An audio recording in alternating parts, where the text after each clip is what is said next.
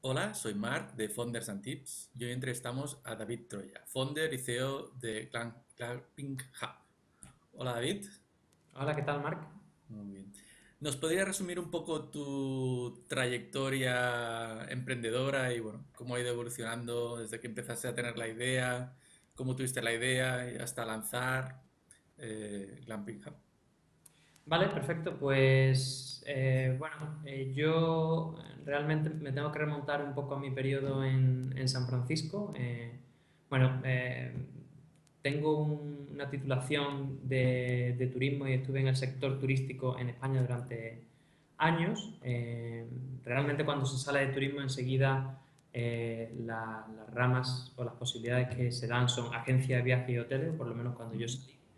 Eh, y bueno, estando en Sevilla, en el sur, mi sensación era un poco de claustrofobia y de que quería salir y conocer sitios nuevos y también tenía el gusanillo de emprender, ¿no? Siempre lo he tenido. Entonces, tuve la oportunidad de trabajar en una empresa que es una agencia de viajes, pero un poco atípica porque se organizan viajes para estudiantes extranjeros en toda Europa y llegué a dirigir a esa empresa, que era una empresa pequeña, pero al trabajar muy de cerca con los dueños, pues eh, quise realmente tomar el mando del proyecto. Entonces me faltaba ese punto de lanzar mi propio proyecto. Entonces, pues de ahí salté a San Francisco, conseguí una beca de la Junta de Andalucía que me posibilitaba estudiar durante 2 años en cualquier universidad y tenía muy claro que quería ir a San Francisco. Había conocido esa ciudad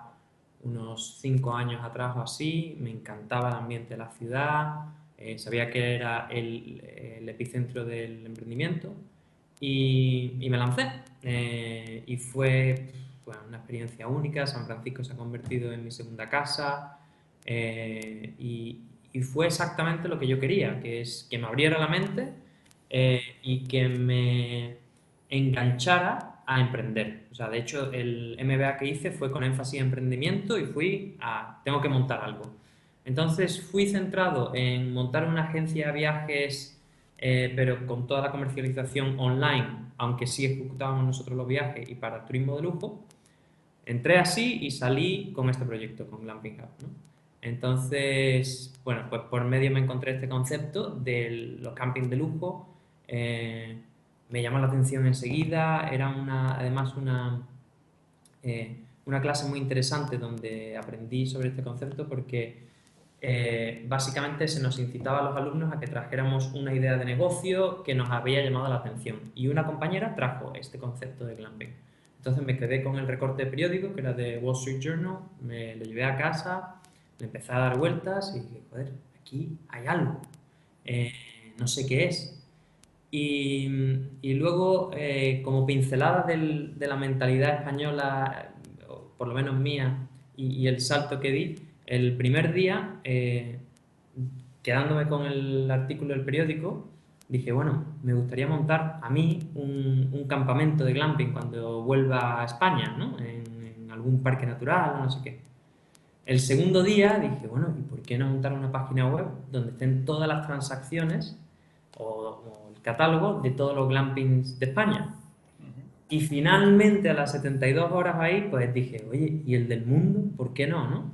Entonces me costó un poquito salir de esa mentalidad regionalista o local y acabar diciendo, why not?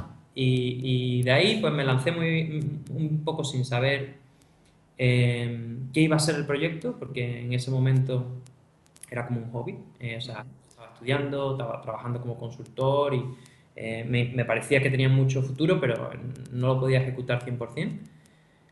Y entonces empezó a tomar tracción, mis compañeros de clase me ayudaron muchísimo, me apoyaron, bueno, incluso mi primera financiación la conseguí a través de compañeros de clase eh, y, y empezó a tomar tracción y cuando salí del MBA pues decidí hacerlo full time y bueno, pues así más o menos empezó todo. Muy bien. La parte de socios, equipo inicial.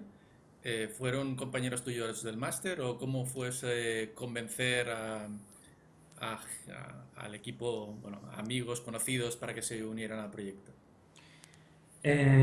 Bueno, fue una historia un poquito atípica, o sea, no es la típica historia del fundador que se lanza con dos y lo dejan todo, sino como yo estaba haciendo el MBA y todavía me quedaba un poquito, y además tenía este otro proyecto de la agencia de viajes, pues entonces lo seguía viendo como un proyecto part-time. Entonces conseguí enganchar compañeros de clase que me ayudaron eh, part-time, ¿no? Entonces Ujú. pusieron dinero, ponían algunas horas, yo también, y ahí lo fuimos arrancando. Entonces lo fuimos manteniendo unos meses mientras pues, estudiaba, trabajaba y hacía otras cosas, ¿no? Y ahí se formó, digamos, el primer term sheet entre nosotros. eh, y luego hubo un momento que cambió mi actitud y dije, oye, esto puede ser realmente un camino muy interesante porque se ha demostrado más o menos las tres o cuatro hipótesis que yo tenía sobre la atracción, porque además ahora conozco mejor el mundo startup y creo que sé cuál puede ser el camino para levantar capital y hacer esto un proyecto global. Entonces cambié de velocidad y hablé sinceramente con mis, en ese momento, socios y bueno, ellos tenían otros planes y entonces era, bueno, como hobby, ok, pero a esto no te podemos acompañar. Entonces llegamos a un acuerdo con lo que se quedaron con algo muy minoritario por haber ayudado en la fase inicial y enseguida arrastré a otro equipo que estaba más dispuesto, conseguí más financiación y entré en Startup Chile Ujú. y que eso me dio $40.000 y bueno, estuvo bien porque todo el mundo que participó en esa fase inicial, digamos, pre-inversor, fue muy razonable. Realmente tuvimos unas conversaciones que no son siempre fáciles de tenerlas, pero de cuánto está contribuyendo cada uno y qué es lo que quiere cada uno de este proyecto y de la vida y tal, ¿no? Y intentar valorarlo eso en porcentaje de acciones y en dinero y tal. Y no son unas conversaciones fáciles, pero al final se compuso todo bien y todo el mundo quedó contento y luego arrancamos con un equipo en Startup Chile, ahí empezamos a hacer con ese dinero la primera contratación y desde Startup Chile a la primera inversión más o menos pasaron unos 7 meses o así. Y ahí es cuando realmente se profesionalizó el proyecto. Antes hablabas de que teníais ya una ambición, desde que tuviste la idea, al tercer día, por así decirlo, ya tenías una ambición global de hacer algo a nivel mundial. Sí. Después, ¿salisteis ya con una web que cubría todo el mundo o empezasteis por una cosa más local? Porque intentar hacerlo todo de golpe supongo que es difícil. ¿Cómo ha sido ese progreso de lanzar la idea, por dónde empezar, etcétera? Ha sido también, yo creo que es muy difícil explicar un proyecto de este tipo sin explicar sin hablar un poco de tu progreso personal o de tu visión personal. Yo creo que por estar en San Francisco y luego tener una beca de Andalucía, volverme a Andalucía, pero con un pie en San Francisco y, y ver que el hueco inicialmente estaba en Estados Unidos, pues lo quise hacer global, realmente por eso, porque no, primero no me quería quedar en un mundo tan pequeño como puede ser Sevilla, ¿no? O Andalucía. Segundo, porque el hueco estaba en Estados Unidos y era el mercado mayor. Y de hecho la página web la lanzamos solo en inglés inicialmente. Teníamos una parte traducida, pero muy poquito, y nos centramos totalmente en inglés y Estados Unidos y todo a la vez, ¿no? Como Estados Unidos principalmente, pero le damos a todo. Entonces, eso tuvo su lado positivo y su lado negativo. El lado positivo es que nos valió para conseguir mucha repercusión en medios muy rápido y para también mostrar mucho potencial. Oye, sé que es poco volumen, pero joder, tenemos visitas en Indonesia y tenemos visitas en San Francisco. Ujú. Esto multiplica por, ¿no? Cuando hablas con inversores, multiplica esto por tal y puede y también porque eso, salimos en Time Magazine, en Forbes, en MSNBC, USA Today, Oprah, Fast Company, Entrepreneur Magazine, salimos en todos esos medios. como la plataforma global de este campo. Y lo negativo es que al intentar hacerlo global con poco equipo y pocos recursos, incluso post primera inversión, pues estaba muy disperso. O sea, teníamos 2 campamentos en África, en Sudáfrica y 5 en Nueva York. Entonces, había muy pocas transacciones inicialmente. Ese fue un poco un error que luego pues hemos ido solucionando. Entonces, el foco inicial fue en ser global antes que ser eficiente, por decirlo de alguna manera. Sí, bueno, realmente fue como un rookie mistake, ¿no? Un error de principiante porque, bueno, realmente el tema de de las densidades, de los clústeres, que ahora lo entendemos perfectamente y que necesitas cierta densidad en una zona para que conviertas, pues para nosotros era como, bueno, ya poco a poco iremos rellenando el directorio del mundo, ¿no? Ujú. Y como, no, no, no, ese mundo es muy grande, amigo, tienes que centrarte en una zona donde realmente hagas ese marketing. Entonces, sí, no era, fue eso, realmente una fase experimental de ver cómo va esto, además que teníamos visita de todo el mundo, entonces, para nosotros, decir que no a un listing, a alguien que se quería poner en no sé, en Chile era como ponerle puertas al campo. Oye, si se quiere apuntar, que se apunte. Sí, pero eso requiere un trabajo comercial también y un servicio y no sé qué. Entonces, poco a poco fuimos poniendo en cola aquellos mercados que sabíamos que no iban a convertir también Ujú. y aumentar la densidad en aquellos que sabíamos que tenían más tracción y también posibilidades de facturaciones más altas. Vale. Y ahora, a nivel de números, ¿podrías compartir algún dato de cómo se está yendo, de cómo estáis creciendo? Bueno, te puedo contar que el año pasado tuvimos 1,6 millones de visitas, que hemos crecido muchísimo en gran parte por nuestro crecimiento orgánico. Tenemos un gran contenido que nosotros creamos con una estrategia muy seria de posicionamiento, que eso sigue creciendo a buen ritmo ahora en este 2016.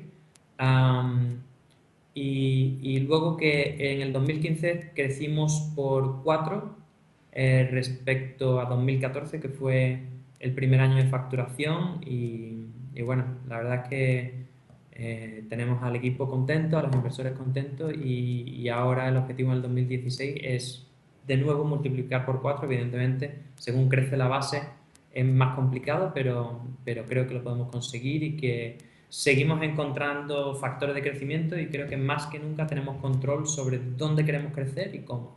Ujú. Y a nivel de captación, ¿tenéis más foco en captación de alojamientos o más foco en captación de clientes? ¿Cómo es el balance? ¿Cómo es la captación? Es muy interesante esa pregunta porque como todo marketplace, o te falta uno o te falta otro, ¿no? Ujú. Entonces, eh, nosotros yo creo que tenemos de los dos el problema más bonito que es más demanda que oferta. Porque verdaderamente sí tenemos muchas visitas en la web y con un crecimiento importante, además visitas eh, profundas, con gente que mira muchas páginas. Ujú. Eh, Y un índice interesante de repetición? ¿Cómo? ¿Y hay repetición de los clientes? Hay repetición, todavía es pronto para ver toda la medición porque evidentemente pues no creemos que va a haber un número de clientes representativo que se va a quedar en una casa árbol y el mes que viene en una yurte y el mes que viene. Eso es menos frecuente. Pero también el ticket medio es bastante alto. En nuestra web de media son $500 por reserva. Entonces, bueno, eso nos permite también invertir un poco más en captación de clientes Ujú.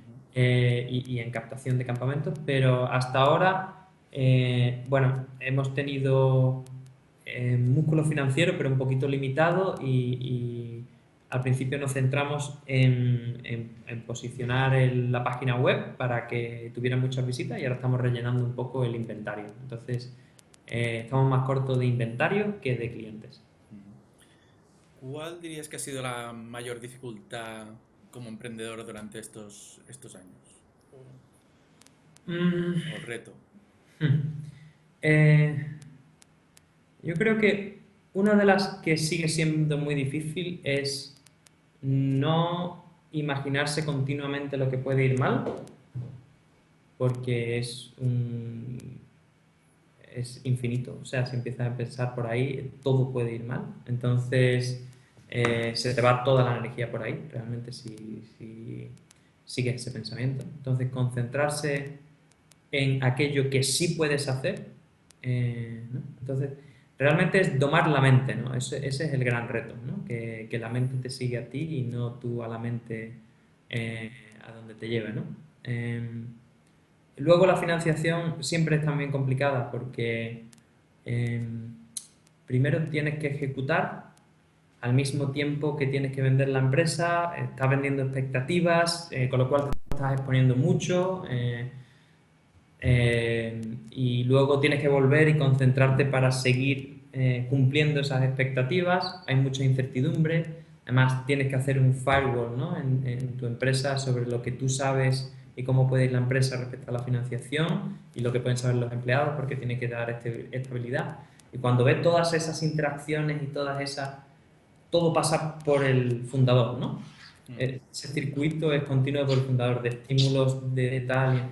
Entonces, eso es muy machacón porque hay mucha incertidumbre y tienes que estar muy concentrado. Entonces, es más de lo mismo, de domar la mente, ¿no? Pero, y luego la financiación también, pues, porque hay bastante, yo creo que hay bastantes opciones, pero eso también es un poco eh, dificultoso porque es, bueno, y a por qué fondo me voy, y por qué, y qué tamaño tiene, y realmente esto es smart money, como dicen casi todos los inversores, o no, y me puedo permitir el lujo de tener smart money, o mira, es que si no me muero, ¿no? Entonces, eso es un poco complicado porque es un universo muy grande, el de la financiación, y también chupa mucha energía. Ujú. A nivel de experiencias en diferentes países, andaluz, ahora en San Francisco, con experiencia en Chile, ¿cómo ves las diferencias entre diferentes culturas, maneras de emprender, maneras de lanzar proyectos?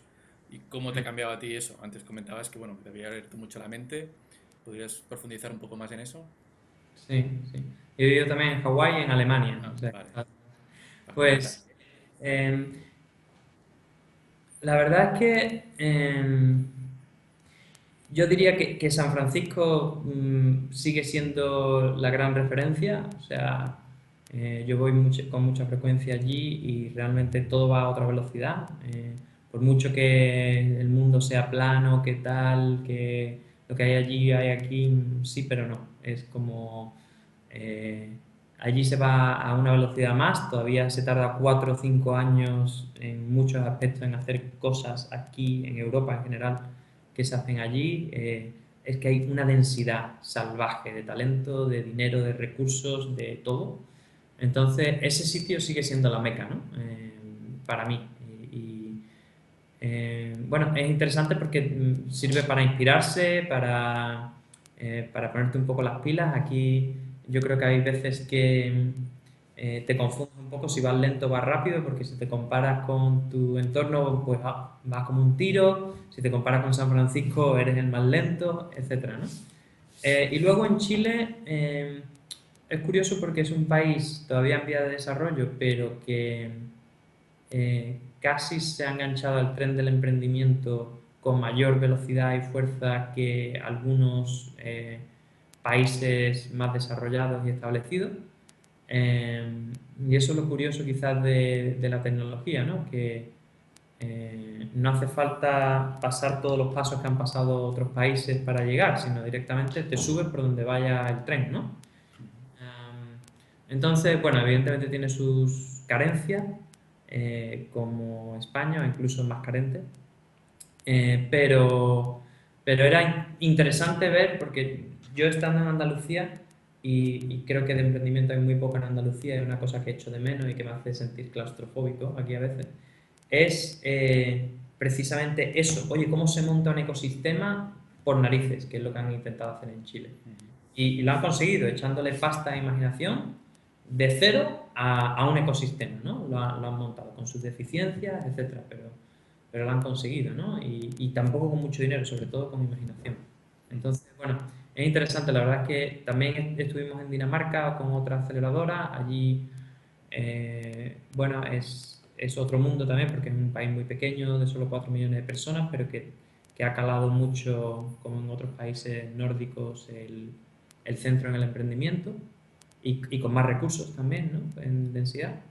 Entonces, bueno, me ha servido también para eso que te decía cuando buscas financiación o mercados nuevos, decir, ¿por dónde empiezo? Bueno, pues tengo 4 o 5 referencias en una geografía mundial donde puedo empezar quizás por Latinoamérica o puedo empezar por San Francisco o puedo ir a Londres, tal. Y eso nos es muy útil en una empresa global. De hecho, ahora mismo estoy en Sevilla y en nuestra empresa creo que hay, me parece que 9 nacionalidades, ¿no? Ujú, ujú. ¿Y algún consejo desde tu experiencia que puedas dar a otros emprendedores que nos puedan estar escuchando? Eh, bueno, quizás una cosa que me sirvió a mí mucho es que yo estuve, previo a San Francisco, estuve mucho tiempo pensando en, quiero emprender, quiero emprender. Y a la hora, la verdad, con Glamping Hub, con mi proyecto anterior, hice un business plan así, pero luego tardé un año en montarlo, ¿no?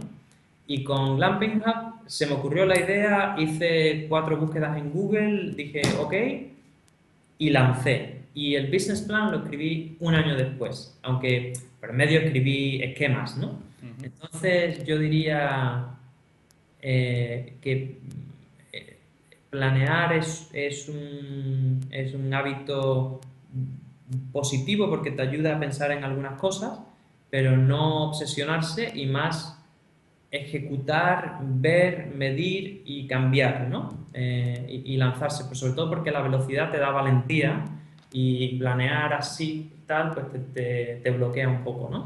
Ujú. Entonces, bueno, lanzarse. Muy bien.